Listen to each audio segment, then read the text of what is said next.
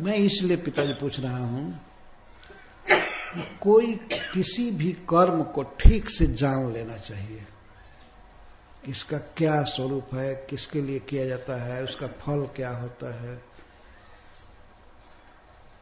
यदि आदमी जान लेता है तो उसको कर्म सिद्धि मिलती है। ज्ञात्वा ज्ञात्वा च कर्माणि जनोयम अनुतिष्ठति। ये पिताजी दो प्रकार के मनुष्य हैं संसार में।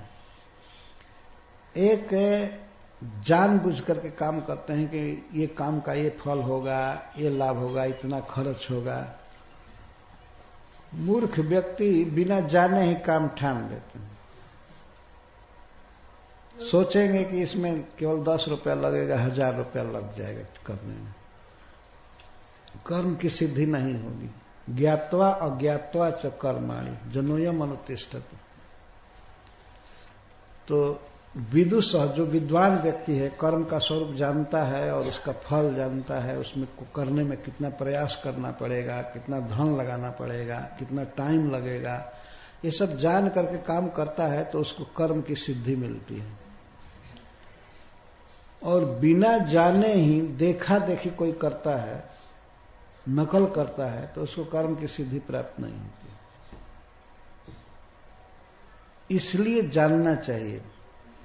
अच्छा, आप लोगों को भी जानना चाहिए और हमको भी जानना चाहिए। तो हम तो तब जानेंगे जब आप बताएंगे, क्योंकि आगे हमको भी करना है ना। हम भी गाय चराएंगे, लेकिन बीच बीच में यज्ञ, दान, तप ये सब करना चाहिए ना।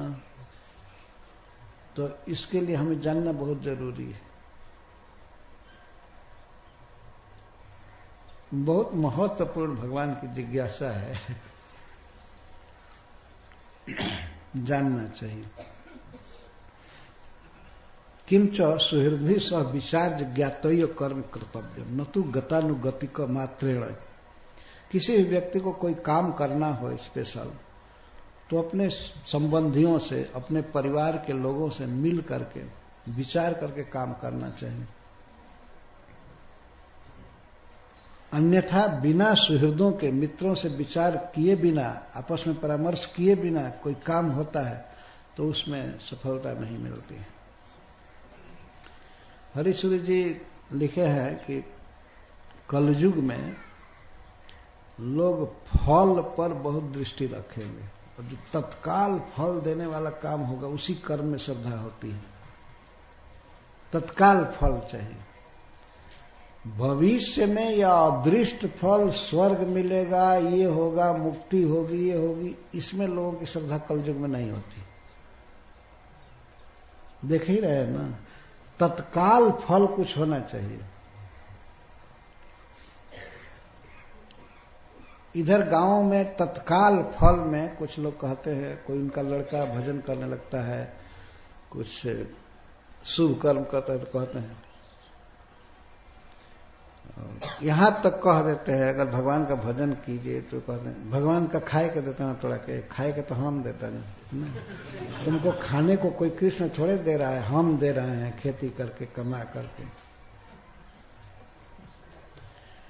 आज ही कर्म की सिद्धि को क्या देखना है। कई प्रकार के कर्म हैं जिनकी सिद्धि बहुत बाद में आती है, लेकिन बहुत महत्वपूर्ण सिद्धि होती है।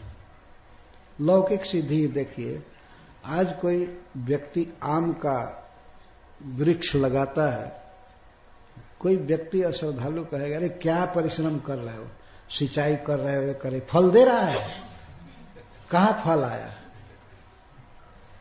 तो आजकल के प्रचारक ऐसे ही हैं, थर्ड क्लास के लोग, ये दुनिया में नेता आदि सब तत्कालिक बात कहते, कौन पानी दे रहा है, कौन प्रकाश दे रहा है, कौन देखा है कि धरती कौन बनाया है, कहां जाना है, स्वर्ग कहां है, नरक कहां है, सब यही है। देखो उसके घर का वो लड़का पढ़ा तो मिनिस्टर हो गया, ये हो गया, वो हो गया, ये कर्म सिद्धि। तत्काल कोई कर्म की सिद्धि होनी चाहिए। उनको पता नहीं कि हो सकता है वह सिद्धि उसके कई जन्मों के पहले की हो, पहले का कर्म किया है तब उसको मिल रही है सिद्धि। लेकिन मूर्खता बस ये समझ लेते हैं लोग इस कर्म की का फल है, इस कर्म का फल है, इस कर्म का फल है। तो भगवान का संकेत इसी पर है कि पिताजी देख लेना चाहिए इस कर्म का क्या फल है, और मुख्य भगवान के प्रवचन का सार यही था कि पिताजी आज कोई ये कर्म कर रहा है, यज्ञ कर रहा है, कल दिन बेचारा नहीं कर सके किसी कारण से, तब तो उसका कोई नुकसान नहीं होगा ना। तो नंद बाबा ने तो आगे कहा है कि नहीं नहीं, इस यज्ञ को अगर नहीं करेगा तब तो नुकसान है। तो भगवान ने इसी पर कन्विंस कर लिया, तब तो जब इंद्र की पूजा नहीं करने वाले ही सेफ है ना, वो अच्छा रहेगा।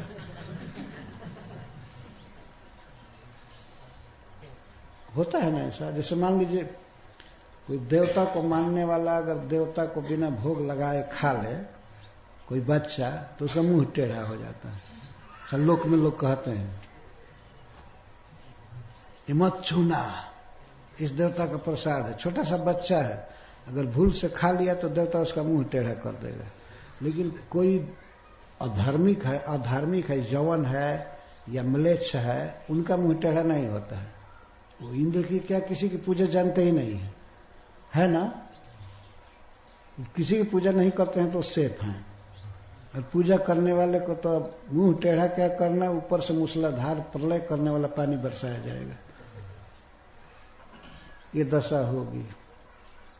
तो खतरनाक काम क्यों किया जाए।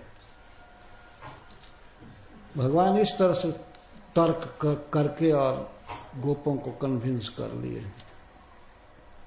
अभी भगवान का प्रवचन चल रहा है, तो अंत में पूछते हैं तत्र तावत क्रिया योग भवताम किम विचारितम। भवताम, आप लोगों का यह जो काम है, ये यज्ञ है, भगवान ने गोपों के साथ अस्माकम शब्द नहीं जोड़ रहे हैं, हमारा काम नहीं है सब पूजा करना। भवता ये आप लोगों का, ये आप लोगों का जो यज्ञ है, यह किम विचारितम। विचारितम का यह अर्थ है कि ऋषियों के द्वारा, शास्त्रज्ञों के द्वारा ये भली भांति विचार कर किया गया है। शास्त्र में लिखा है क्या?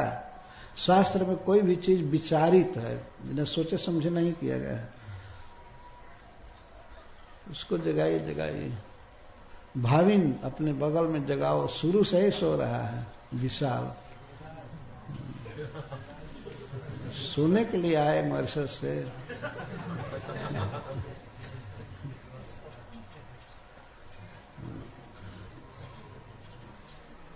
ये क्या शास्त्रीय चीज है,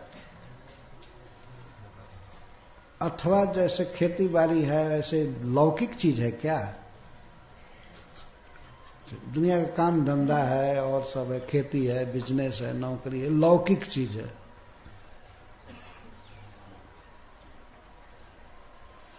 ये शास्त्र में कहा गया है करने के लिए कि आप लोग किसी के देखा देखिए ऐसे ही चालू कर लिए। आप लोग लौकिक है अथवा वैदिक है, यही मैं पूछ रहा हूं। और इसको भण्यताम आप बोलिए, और जल्दी में मत बोलिए, साधु भण्यताम, सम्यक खूब अच्छा से सांगो पांग समझाइए हमको। तब अब श्री नंद महाराज बोले, भाई सब लोग कैसे बोल सकते थे, हम बहुत से गोप लोग थे तो सब तो नहीं बोलते ना। और वे भी पिताजी पिताजी कभी कभी एक वचन में संबोधन करते थे। 10 आदमी बैठे हैं, 50 आदमी, तो उसमें कहे पिताजी पिताजी, तो पिताजी ही बोलेंगे ना, और सब तो एक साथ बोलेंगे नहीं।